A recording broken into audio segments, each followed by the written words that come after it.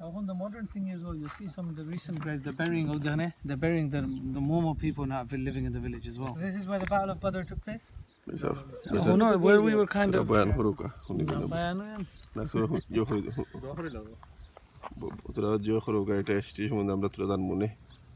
this is where the companions, may Allah be pleased with them, from the Battle of Badr, there was around 14 who were shaheed, and they're buried here as their final place. And the battle took me around this area, small town now of Badr. There are some people living here, and see, from the tradition of Islamic thing, you don't have headstones and none of these things. The graves are very basic. Each stone is indicating a person. There's no names, nothing.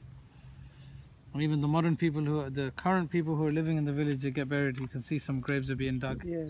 They get buried here as well. It's in the same fashion, simple. Yeah, very simple. The headstones which we were traditionally used to is not allowed. With the baki, Janatul Baki. Yeah, just a rock. You can see each of these rocks are really representing a grave.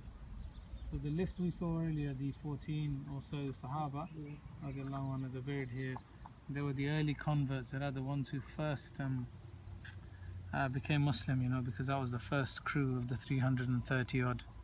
Very special people, mashallah, that came and they're the pioneers that built the whole empire. Again, the first 10 years or so of the Prophet ﷺ's life, all really to do with building up of Iman and belief in Mecca, and then the 13 years more so in Medina, where all the other rulings and the Islamic State and these things came into. This was really a big test. Big test of reliance in Allah, because they didn't really, you know, logically and rationally and from a logical point of view, it was really the non-Muslims who were over 1,000 with their armor and trained. Logic makes sense that they should have won. Where the Muslims are very poor, weak, and around 330 odd in number. But what happened, obviously the tables turned in the end. They were asked to put their reliance in Allah, and then Allah sent the support through the angels that came and fought with them in the battle. And the Muslims, what happened?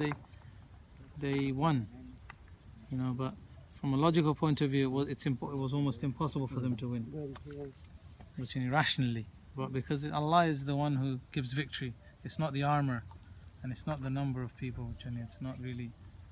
Allah is the one who leads to victory if the people are sincere and if they put reliance in Allah, to have trust in Allah, because Allah will never, you know, let us down. Inshallah. A good lot of lessons, a lot of different lessons, you know, the scholars draw from it. Alhamdulillah. So this